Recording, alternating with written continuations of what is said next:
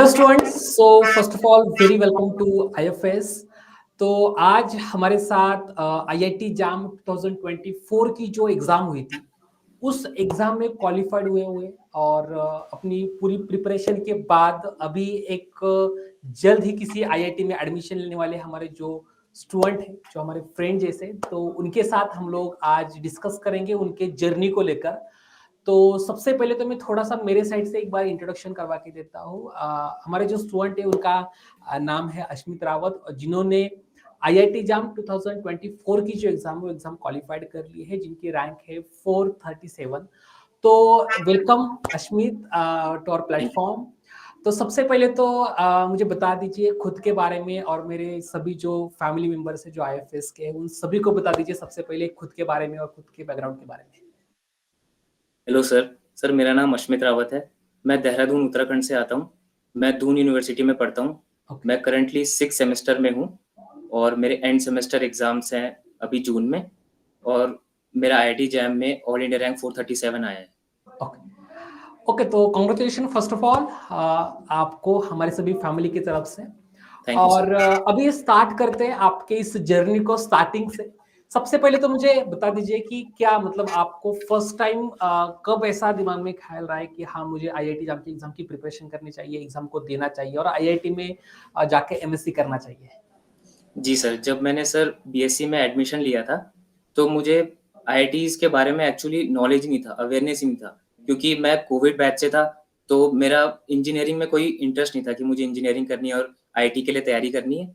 वो मेरे college professor ने मुझे बताया था कि एक जैम एग्जाम होता है जिससे एमएससी करते हैं। फिर मैंने गूगल में किया था और यूट्यूब में देखा था कि आईएफएस एक यूट्यूब में चैनल है, तो उसके माध्यम से फिर मैंने सर किया कि इसमें ज्वाइन करता हूँ। और ये कब ज्वाइन करना चाहिए कि फाइनल ईयर में ज्वाइन किया था, और पूरा 1 जनवरी को मैंने बैच ज्वाइन किया था और 1 ईयर का मेरा सब्सक्रिप्शन था सर। ओके ओके, बहुत बढ़िया। तो अश्मित, आपने जब प्रिपरेशन को स्टार्ट किया था तो स्टार्टिंग का जब भी प्रिपरेशन का आपका मतलब आपने बोला कि लगभग आपने 1 साल की प्रिपरेशन यहाँ पे की है, तो इस जी सर। प्रिपरेशन के दौरान आपका मतलब क्या फीलिंग आ रहा था? जो भी प्रिपरेशन के टाइम पे आपको कहाँ कहाँ प्रॉब्लम्स को फेस करना पड़ा था? कौन कौन से सब्जेक्ट से जो आपको लग रहा है कि हाँ मेरा यहाँ पे स्ट्रॉन्ग जोन है, मेरा यहाँ पे वीक जोन था, तो मुझे यहाँ पे वर्कआउट करना पड़ा ऐसा? जी सर वो प्योर पार्ट जो रियल एनालिसिस था वो तो डिफिकल्ट लगा था स्टार्टिंग में, बट धीरे धीरे आईएफएस की जो मैं लाइव क्लासेस लेता था, और मैंने आपसे भी रियल एनालिसिस पढ़ा था और रोहित सर से भी रियल एनालिसिस पढ़ा था, उसके मैंने नोट्स प्रिपेयर किए थे। और कॉलेज में जो क्लासेस चलती थी तो उसके लिए मैंने बुक्स भी देखी थी, जो रियल एनालिसिस के लिए स्टैंडर्ड बुक्स होती हैं, थोड़ी बहुत मैंने उनको देखा था। तो सर उसके लिए रियल एनालिसिस हो गया था। और जो मेरा स्ट्रॉन्ग पार्ट था सर, मुझे लगा था अप्लाइड पार्ट में जो डिफरेंशियल इक्वेशंस हैं उसके मैंने प्रॉब्लम्स लगाए थे, और मोहित सर ने काफ़ी अच्छे से नोट्स लिखवाए थे। तो वो sir, and linear algebra sir, वो विकास सर ने जो लीनियर अलजेब्रा पढ़ाया था सर वो बहुत अच्छा था, और मैंने उन्हीं को रेफर किया लास्ट तक। ओके। जी सर। तो आपका क्या प्लान कैसा था? मतलब पूरा दिन अगर मैं मान के चलो, आप फॉर एग्जांपल कितना आवर्स भी स्टडी करते थे, उसमें से आप कितना कितना टाइम देते थे आपके रिवीजन के लिए बोलो, क्वेश्चन प्रैक्टिस के लिए बोलो, या फिर न्यू कॉन्सेप्ट्स को पढ़ने के लिए? जी सर।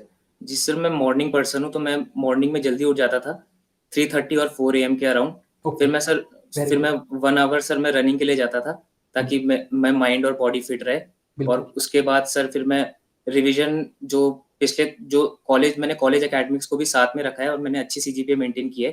तो मॉर्निंग में मेरा ये रहता था कि मैं स्टैंडर्ड बुक्स पढ़ूंगा और कॉलेज के लिए जो थ्योरम्स और प्रूफ्स होते हैं जो यूनिवर्सिटी एग्जाम्स में आते हैं उनको पढ़ूंगा। और शाम को सर मैं लाइव क्लासेस लेता था 2 से 3 घंटे। उसके बाद जो वीकेंड्स आ जाते थे उसमें मैं सर क्वेश्चन प्रैक्टिस करता था, और हर संडे आईएफएस में टेस्ट होते थे, डेली डीपीपीज मिलती थी, तो सर उनको प्रैक्टिस करता था। ओके, तो आपके प्रिपरेशन के दौर में आपको मतलब ऐसे कौन कौन सी चीजें थी जो आपके लिए चैलेंजिंग बनी, और आप बताना चाहोगे बाकी सभी स्टूडेंट्स को जो आगे जाके प्रिपरेशन करेंगे तो उनको भी ये जो चीजें हैं इससे गुजरना पड़ेगा, इन प्रॉब्लम्स को आगे जाके फेस करना पड़ेगा? जी सर इस एग्जाम में सक्सेसफुल होने के लिए तो सर कंसिस्टेंसी बहुत इंपॉर्टेंट है। बहुत बहुत बढ़िया। और हाँ जी सर। तो कंसिस्टेंसी के साथ सर जो मैंने, ये प्रॉब्लम हो सकती है कि थ्योरी पे ज़्यादा फोकस किया, और जो क्वेश्चन प्रैक्टिस है, भले ही मैंने आईएफएस के जो क्वेश्चन जो मॉड्यूल आता है, बुक आते हैं, मैंने उससे प्रैक्टिस की थी, बट मुझे आई थिंक और क्वेश्चन प्रैक्टिस सॉल्व करनी चाहिए थी ओके। जो हायर लेवल प्रॉब्लम्स है, क्योंकि इस बार जो पेपर था वो काफ़ी कॉन्सेप्चुअल था। यस तो यस। क्योंकि एग्जाम में हमको टाइम नहीं मिलता है सोचने का, और बहुत प्रेशर होता है, तो हम जब तक क्वेश्चन को पढ़ेंगे, समझेंगे और उसको करने लगेंगे, तो काफ़ी टाइम निकल जाता है। उसके लिए सर क्वेश्चन सॉल्विंग एबिलिटी बहुत अच्छी होनी चाहिए और का मैं तो यही कहूँगा कि सर क्वेश्चन प्रैक्टिस को ज़्यादा से ज़्यादा हमें प्रायोरिटी में रखना चाहिए। ओके। तो आपने स्टार्टिंग के जो भी टाइम दिया, आप बोल रहे कि 1 साल का प्रिपरेशन था। तो आपकी जो प्रिपरेशन का जो दौर था, जो कि रहता है ना कि ये कभी भी कोई कांसेप्ट आप हर टाइम पे कोई ना कोई कांसेप्ट नहीं पढ़ते रहते हो। तो आपने कब तक पूरे साल में मतलब ऐसा कौन-सा टाइम था, कौन-सा मंथ था कि जहाँ तक आपने नए-नए कांसेप्ट पढ़ लिए और उसके बाद फिर आपने रिवीजन और क्वेश्चन प्रैक्टिस के ऊपर स्टार्ट कर दिया? तो बेसिकली आपका जनवरी से कितना टाइम लगा था आपको पूरा सिलेबस को कवर करने के लिए? Yes sir. सर मैं आईएफएस से ही लगातार लाइव क्लासेस लेता था। जनवरी से बैचेस शुरू हो गए थे हुँ, और करीबन 5 से 6 महीने में जून तक मेरा ऑलमोस्ट सिलेबस कंप्लीट हो गया था आईएफएस से। उसके बाद मैंने जून में जो मेरे समर वैकेशंस पड़े थे, उसमें केवल पीवाईक्यू सॉल्व किए थे। तो मैंने 30 डेज़ पूरा अपने पीवाईक्यूज़ को दिया था, जिसमें मैंने शुरुआत से लेके जैम के अभी तक के सारे पीवाईक्यूज़ कर लिए थे। उसके बाद सर जो वापस से जो आईएफएस में सर वापस से जो क्वेश्चन सॉल्विंग करवाते हैं या वापिस से जो बैच चलता है लीनियर हाँ, अलजेब्रा का, जैसे विकास सर वापिस से करवाते हैं, तो सर उसको मैं जॉइन ना करके उस वक़्त एक्स्ट्रा क्वेश्चन प्रैक्टिस करता था, ओके। क्योंकि ताकि मेरे कॉन्सेप्ट रिवाइज़ होते रहें और जो भी एक्स्ट्रा एक्स्ट्रा नॉलेज था वो मैं स्टैंडर्ड बुक से कवर करता था। ओके, तो कुल मिला के आपने मतलब जनवरी से जून तक मतलब 6 महीने में आपने प्रिपरेशन को कंप्लीट किया था।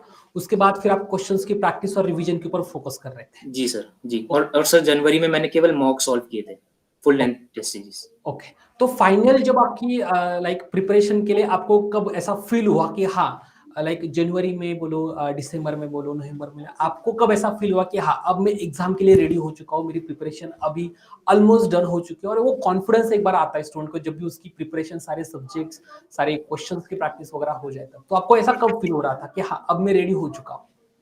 Yes sir. सर नवंबर-दिसंबर में मेरा सिलेबस कंप्लीट हो गया था और मैंने 2-3 बार रिवीजन कर लिया था।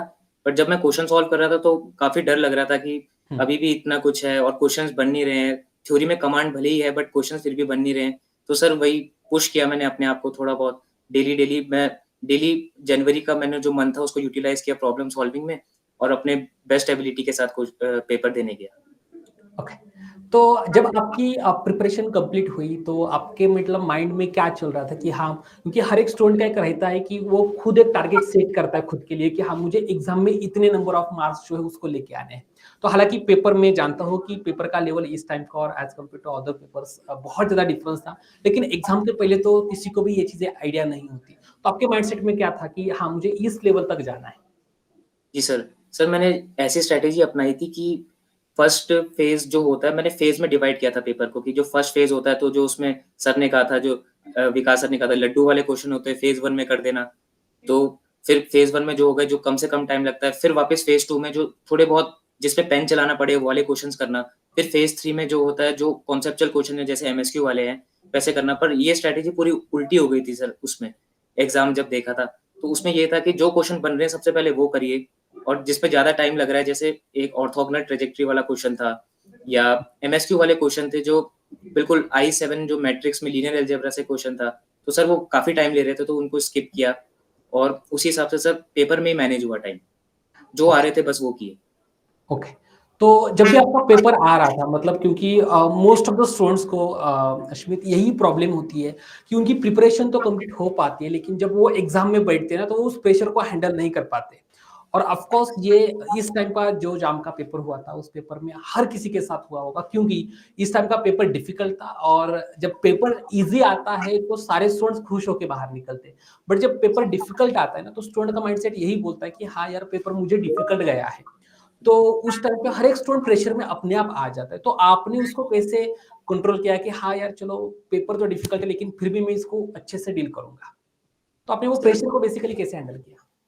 Yes sir. सर तो मैंने बस यही अपने मन में बना लिया था कि जो मुझे आ रहा है मैं बस वो सॉल्व करूँगा। वैसे भी मैं काफ़ी जब मैं एग्ज़ाम देके आया तो मैं काफ़ी शॉक में था कि ये क्या हो गया? साल भर की मेहनत की थी, कुछ समझ नहीं आ रहा अब क्या करेंगे, आगे करेंगे। तो बस मैंने अपने आप से यही कहा कि मेहनत की है तो मेहनत वेस्ट नहीं जाती है। तो हुँ, मैंने बिल्कुल। उसी उसी माइंडसेट के साथ सीयूटी पीजी अपना अच्छे से किया था सर। ओके। तो आपका जब एग्ज़ाम का टाइम चल रहा था, उस एग्ज़ाम के टाइम के बाद लाइक एग्जाम आपकी कंप्लीट हो गई, तो एग्जाम कंप्लीट होने के बाद एक आइडिया आ जाती है हर किसी स्टूडेंट को कि हाँ मुझे क्वालिफाई में हो पाऊंगा या नहीं, या फिर मेरी रैंक अच्छी आएगी या नहीं। तो आपको क्या लगा था कि हाँ एग्जाम कंप्लीट हो चुकी है, या फिर आपके दोस्त भी आपके सेंटर पे हो गए, तो आपके डिस्कशंस में क्या डिस्कस हुआ था कि हाँ पेपर के लेवल के बारे में बोलो या फिर कट ऑफ के बारे में बोलो? Yes sir. सर जब हम डिस्कस कर रहे थे कि 15 से 20 मार्क्स आएँगे, तो वो बोल रहे थे तुम्हें तो क्वालीफाई भी नहीं होगा, तो काफ़ी टेंशन में आ गए थे उस वक़्त। और जब रिस्पॉन्स की आई थी जैम की, तब मार्क्स देखे तो एग्ज़ैक्टली 22 बन रहे थे और मेरे 22 ही मार्क्स ही आए। तो काफ़ी डिसअपॉइंट हो गया था मैं कि ये तो पिछले साल के कट ऑफ से भी कम है, तो इस बार तो मुश्किल ही होगा, क्या होगा, क्या करेंगे? तो सर मैंने बस यही किया कि अब देखो रिज़ल्ट जो आता है वो करते हैं, अब नेक्स्ट टारगेट सीयूईटी है, सीयूईटी में देखेंगे और बस सर चलते गए। ओके। यस। तो आपका फाइनली कट ऑफ भी रिलीज हो गया, आपकी रैंक भी आ गई, और आप रैंक से होपफुली सेटिस्फाइड भी होंगे जिस लेवल का स्कोर आया था, क्योंकि पेपर डिफिकल्ट गया था। जी सर। तो अभी आगे आपके प्लान्स क्या है? आप कहाँ से, क्योंकि जैसे आपका डिस्कशन और मेरा भी हो गया, तो उसमें आपने ये भी बोला था कि आपका सीयूटी का पेपर भी अच्छा गया है, बहुत अच्छा गया है। तो आगे के आपके प्लान्स क्या है? आप क्या एक्सपेक्ट कर रहे हो? कौन से आईआईटी में जाने के लिए आप इच्छुक हो, और आप एक्सपेक्टेशन रख रहे हो कि हाँ मुझे यहाँ पे एडमिशन मिल जाए? जी सर। सर तो मेरी विकास सर से भी बात हुई थी, तो उन्होंने कहा था भले ही आपका सीयूटी अच्छा हुआ है, बट क्योंकि आपको आईआईटी मिल रहा है तो आपको आईआईटी प्रेफ़रेंस करना चाहिए, भले ही सेंट्रल यूनिवर्सिटी के। तो सर मैं यही होप कर रहा हूँ कि मुझे टॉप 7 आईआईटीज़ में से कुछ मिल जाए और मैं एमएससी प्रोग्राम कर सकूँ। ओके। तो अभी जैसे कि आपकी एग्ज़ाम्स वगैरह भी हो गई है, आप आईआईटी में भी जल्द ही पहुँच जाओगे होपफुली, और यस। 100% पहुँच जाओगे। तो आईआईटी में जाने के बाद कुछ प्लान्स वगैरह किए कि हाँ, मुझे इस तरीके से अपना आगे के जो प्लान्स थे, उस प्लान्स को फ़ॉलो करना है, या फिर अभी जस्ट रिज़ल्ट लगा है, तो अभी उस प्लान्स के लिए रेडी नहीं हुआ आप अभी उस एन्जॉय को ही फ़ील कर रहे हो? यस सर, अभी तो सर बिलीव ही नहीं हो रहा है कि मैं आईआईटीएन बन चुका हूँ फाइनली।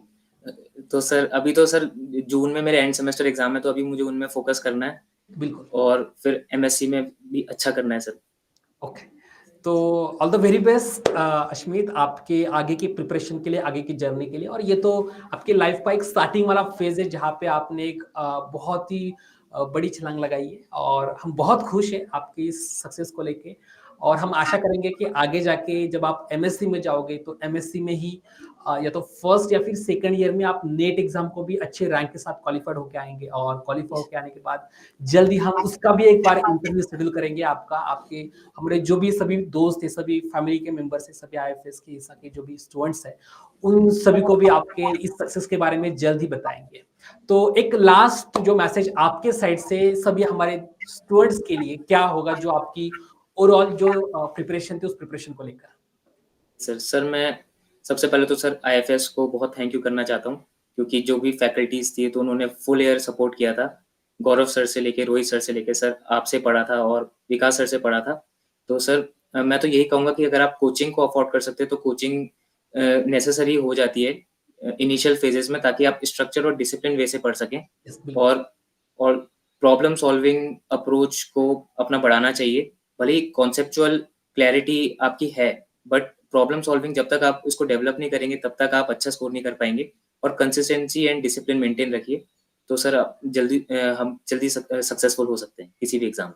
यस, बिल्कुल, बिल्कुल सही कह रहे हैं आप, बिल्कुल सही कह रहे हैं। Yes. So thank you so much Ashmeet, आपका ये समय देने के लिए, and all the very best once again हमारे पूरे इट्स माय टीम की प्लेज़र। तरफ से, आईएफएस के फैमिली की तरफ से, आपके आगे के सक्सेस के लिए। So all the very best, thank you. Thank you so much sir. Pleasure is all mine sir.